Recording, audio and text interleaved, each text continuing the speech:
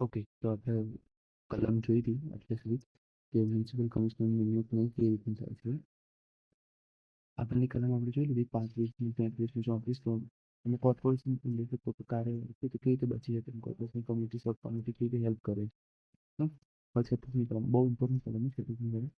મને તો પહેલી કલમ જે કમિશનરની નિમણૂક છે ને 36મી કલમમાં બાજુ કમિશનર કોણ છે તો કમિશનર એ ને જે રાજ્ય સરકાર છે ને એના મેઇન કહેવાય, સોરી મ્યુનિસિપલ કોર્પોરેશનમાં જે કહેવાય ને કે એડમિનિસ્ટ્રેટિવ કહેવાય મેઇન કે જે એને બધું સંભાળે એ મ્યુનિસિપલ કમિશનર, એ આઈએએસ અધિકારી છે. તો મ્યુનિસિપલ કમિશનરની નિમણૂક સીધી પણ કહેવાય છે કે રાજ્ય સરકાર દ્વારા કરવામાં આવે છે. મુદત શરૂઆતમાં તેમની મુદત 3 વર્ષથી વધુ ન હોય તેટલી આપવામાં આવે છે. રાજ્ય સરકાર દર વખતે વધુમાં વધુ 3 વર્ષ માટે આ નિમણૂક નિભાવી શકે છે. બરોબર, 3 વર્ષ માટેની મુદત હોય છે એમની. બરોબર. હવે ફરક બોલાવો, જો કોઈ સરકારી સેવાઓ અધિકારી હોય તો કોર્પોરેશન સાથે સલાહ અને મશવરા કાર્ય પછી રાજ્ય સરકાર તેમને ગમે ત્યારે પરત પણ બોલાવી શકે છે. બરોબર. હવે હોદ્દા પરથી દૂર કરવાની પ્રક્રિયા, જે રાજ્ય સરકાર કાઉન્સિલની તેમની બિનકાર્યક્ષમતા માટે હટાવી શકે છે. બરોબર. હવે કમિશનર જો કોઈ પણ એની ભૂલ હોય ગમે તે કોઈ કામ શું કર્યું હોય તો કમિશનરને રાજ્ય સરકાર એના હોદ્દા પરથી હટાવી પણ શકે છે. કોર્પોરેશનના ખાસ પાવર, કોર્પોરેશનના ખાસ પાવર શું, જો મહાનગરપાલિકાની કાઉન્સિલર કમિશનરને હટાવવા માંગતા હોય તો તે સામે સભ્યોની કાઉન્સિલના ઓછામાં ઓછા 5 ઇમ્પોર્ટન્ટ વેલ્યુ યાદ રાખવાની, 5 સભ્યોની બહુમતી ઠરાવ પસાર કરવો પડે છે. જો બહુમતી ઠરાવ પાસ થાય તો રાજ્ય સરકારને ફરજિયાતપણે કમિશનરની નિયુક્તિ પરથી હટાવી દેવા પડે. એટલે 5/3 સભ્યો એ શું કહેવું પડે, હા કહેવું પડે કે ભાઈ હા આમને હટાવો તો જ હટાવી શકે છે. એટલે 36(3) લખ્યું છે. બરોબર. કલમ કોર્પોરેશનનો પાવર ઇમ્પોર્ટન્ટ છે. હવે ક્વિક રિવિઝન કરી લેવું. કમિશનરનું પ્રારંભિક મુદત વધુ 3 વર્ષ, કલમ 36(2) હતી. કોર્પોરેશન કમિશનરને કેટલી બહુમતીથી હટાવી શકે છે, 5/8 છે. બરોબર.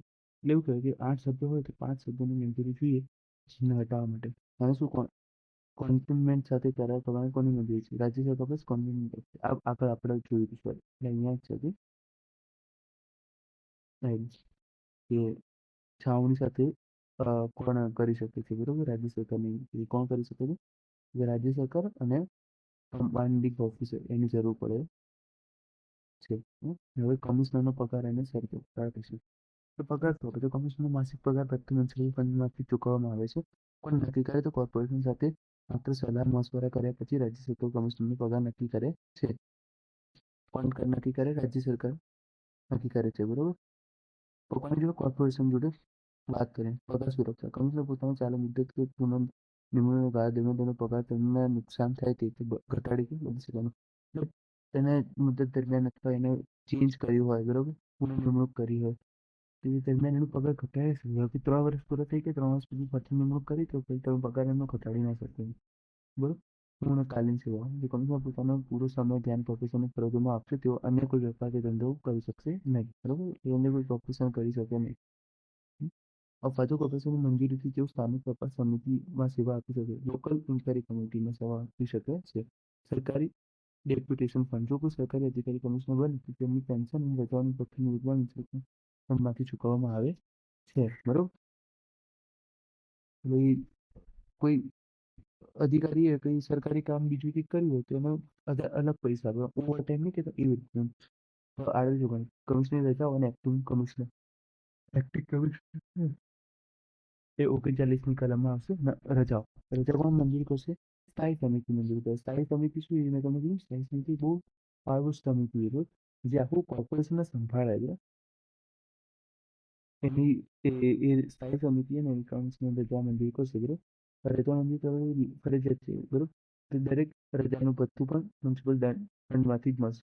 એક્ટિંગ કમિશનર એટલે કમિશનર રજા ઉપર હોય ત્યારે તેમની જગ્યાએ કામ ચલાવ કમિશનરની જરૂર તો પડે. બરોબર. રાજ્ય સરકાર તે અન્ય વ્યક્તિ એક્ટિંગ કમિશનર તરીકે બની શકે છે. આ વ્યક્તિ પાસે નિયમિત કમિશનર જેવી તમામ પાવર, ફરજો અને જવાબદારી રહેશે. બરોબર. ઓકે. હવે 40માં શું ટ્રાન્સપોર્ટ મેનેજર અને ટ્રાન્સપોર્ટ કમિટી. બરોબર.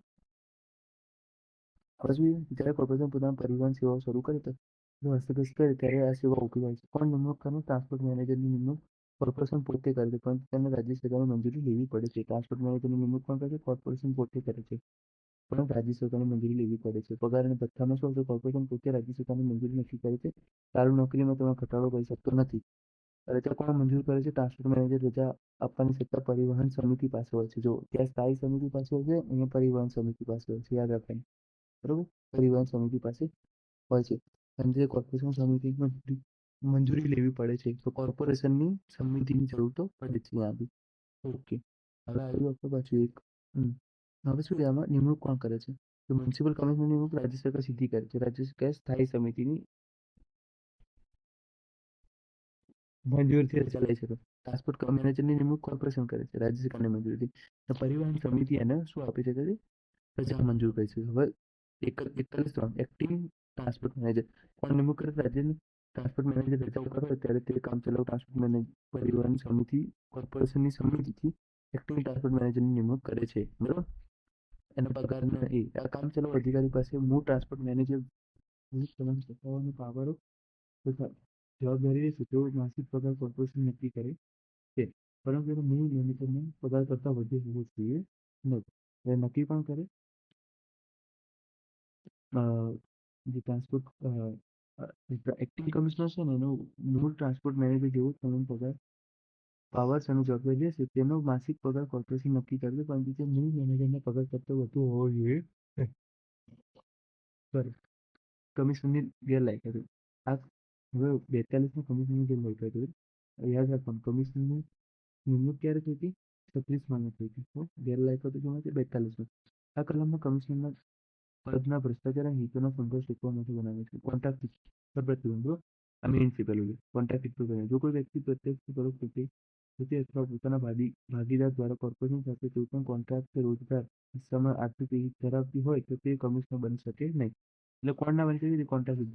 ચાલુ નોકરીમાં હોદ્દો ગુમાવો તો કોઈ ચાલુ કમિશનર આવો કોઈ પણ કોન્ટ્રાક્ટ હિત મેળવે તો પણ તે પદેથી ખાલી કરવું પડે.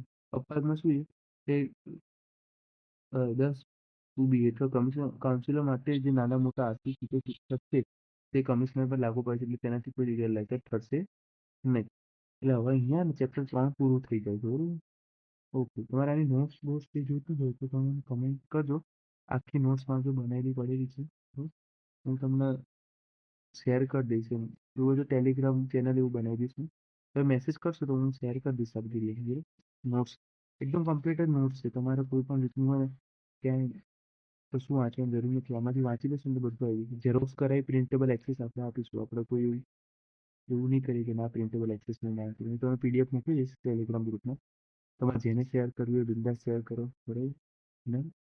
વાંચો બસ. બધા એક્ઝામ ક્લિયર કરો. આપણે બસ બીજું એક જ પોઈન્ટ હોવો જોઈએ. આપણે મહેનત કરો ને એક્ઝામ ક્લિયર કરો. કંઈ સારું. આ તો થોડો નાનો લેક્ચર બન્યો છે. નેક્સ્ટ લેક્ચરમાં આપણે આગળ ડિસ્કશન કરીશું. બરાબર? ઓકે, ચલો મળીએ તો નેક્સ્ટ લેક્ચરમાં.